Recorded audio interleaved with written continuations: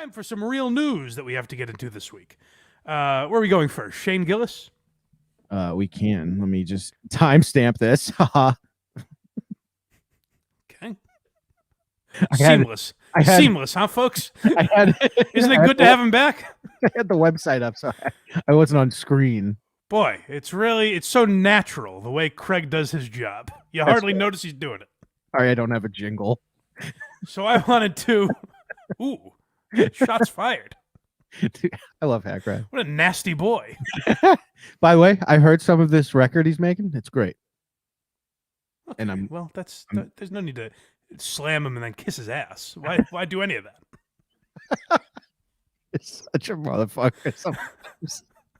Casey, I'm sorry about what he's done to you here. I don't support it.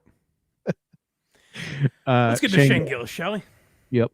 So this is old news now, but I still wanted to talk about it. A, because I'm interested in the topic, but B, I haven't heard a lot of people give Shane the kudos that I think he deserves here. So this is a clip from Skankfest. Someone asked me why I didn't bring this up in my Skankfest breakdown. I was not in the room for this and hadn't seen the clip yet. So shout out to the gentleman. Do we know who released this clip? The one on Twitter here? Yeah. It is... It doesn't matter. Shout out to him, whoever he is. Good job. Shout out to him. It was Zebs. Yes. Well, thank you, Zebs, for acknowledging this, because I think, assuming it's true, Shane deserves massive kudos for this. I think it's a very smart move by him, and I'll tell you why. But first, this is from Louis J. Gomez's Coke Magic show at Skankfest, and he introduces Shane Gillis, and this is the conversation they're having about Shane attending Skankfest. And last but not least, ladies and gentlemen, nobody thought he was coming to this festival this year. He tried to cancel literally days ago. Explain why. Can I say the why? right thing. Yeah, go ahead. Because he was offered to be Trump on the entire season of SNL, and he turned it down to fucking be here, folks. I wouldn't miss Coke Magic. They said, "Are you serious? You're gonna say no?" I said, "Lauren, I got to go to Coke Magic." First of all, I like the idea that Lord Michaels has to acknowledge what Skankfest is. but my assumption is, so I believe that to be true. I don't think Skankfest was necessarily the reason. My speculation is that Shane is very smart and realized that probably would end poorly. I think it would kill the Trump bit. I don't think they would write Shane's Trump the way Shane and John McKeever write it. And I think it was very smart of him. I think a lot of people would leap at that and just say, like, hey, SNL might be getting more eyeballs than I would be getting on anything else. First of all, I don't know if that's true anymore. Like, I actually don't know if more people watch SNL than watch Matt and Shane's Secret Podcast or Protect Our Parks or something like that, you know? Mm-hmm. They might legitimately have comparable numbers now. Oh, for sure. Right?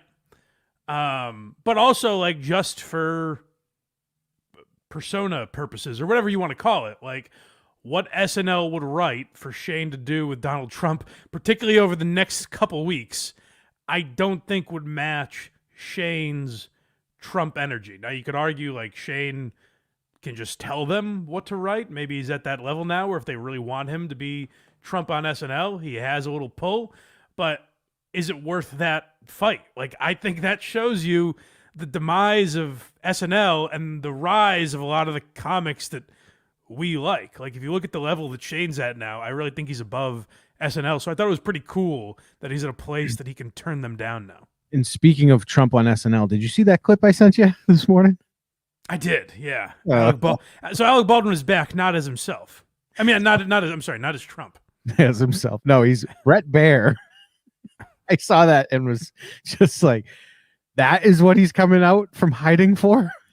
I'll tell you one thing that would have been great, though. If they did, so let's say Trump loses in 2 weeks.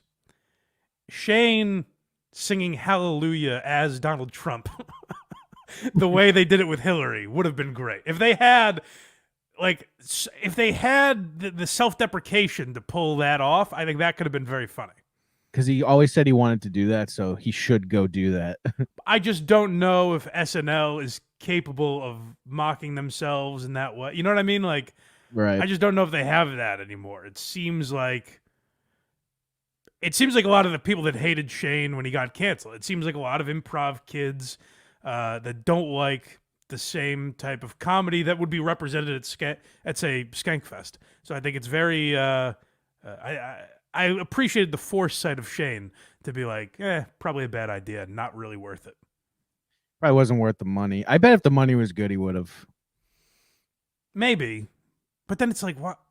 It would have been money, and I have final say on what I say.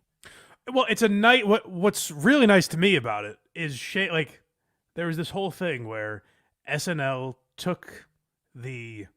I don't know the right phrase that I'm looking for, but they basically used their prestige to say to Shane in 2019, "You aren't good enough for us. We look down at someone like you who has made the type of jokes you have. Get out of here, scum. We don't want you." Right. And now, just 5 years later, Shane is saying, "You guys aren't good enough for me. I have no interest in this." Yeah, my podcast gets more viewers. Right. Yeah. And so it's actually kind of sad now to watch like Dana Carvey and whatever other celebrities are just clinging on to something by participating in what SNL is now, and the people that are relevant like Shane are like, I don't need it. Whatever. Right. That's gotta feel so nice. Yeah. So that is a full win. Shane hosting SNL, I think, was a massive win, but then him getting to turn them down, I think it's really him spiking the football. Yeah. It's been a decimation since Shane got canceled. It's come full circle. It's really, there's not in all of cancel culture, there's not as great a comeback victory as Shane Gillis. It's inspiring to watch. But shall we get to the next clip here? I'll tell you who doesn't know Shane Gillis, who definitely has no clue. Now, they took a picture together. Trump met Shane Gillis. He's taken pictures with 1,000 people every time he goes to those UFC events. That's fair, but I thought they had like kind of a meeting where Trump acknowledged who he was. Maybe I'm wrong. But At the end of this clip, he kind of makes it sound like he does know who he is. I'll explain to you what I think is happening here. I think But this might be on the same page. Yeah, this is Trump on Bussin' with the Boys. That's so cool about Schultz and these comedians is the level of creativity. You obviously did with Theo Vaughn as well. Have you been able? Do you know about Shane Gillis? No. So Shane Gillis, he's probably I don't know, boys, probably the biggest comedian in the world right now. Yeah, he's up there, and he does Donald Trump impersonation. Oh, and he's pretty fantastic at it. Well, he does a great job. I've heard great. No, I've heard. I have heard great. Why do you go the? It's hilarious to watch Trump. Trump wants to like put down Shane Gillis and be like, I don't even know who that guy is, because he doesn't like the impression, obviously. Clearly. But also he wants to be in the know. And if someone is cool right now, Trump has to know who he is. So he's like, oh, he's great. He's terrific.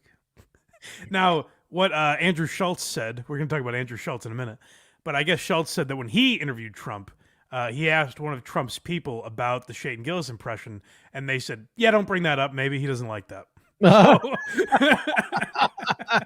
So Trump very much, what it reminded me of, I've referenced this a lot lately because it's come up a lot in Trump's interviews, but what it reminds me of is there's a clip from the Howard Stern show of Artie and Donald Trump on after, I think it was the Trump roast, and Trump goes, Artie's terrific, he's a very funny guy, and then Artie made a joke about Trump.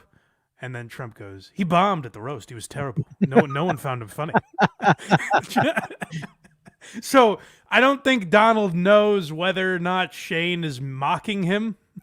Or, you know what I mean? So he doesn't know where to stand on him. So it's very funny to watch his mind work where he's like, never heard of the guy, but he's terrific. He's one of the great comedians. Shane's Trump impression isn't really making fun of Trump. He's like making fun of everyone else while doing Trump. It's weird. I think he's making fun of everything. I think he's making fun of all of it. But no, I know. But if you look at like SNL or whatever, it's just making fun of Trump. Correct. That's why I say Shane is smart, because I think it ruins that character. I think if Shane had to read any of the dialogue that Right. SNL writers would write for Trump, I think it ruins the bit that he's created with it. Right. I agree completely. So that's us catching up on Shane and Donald Trump.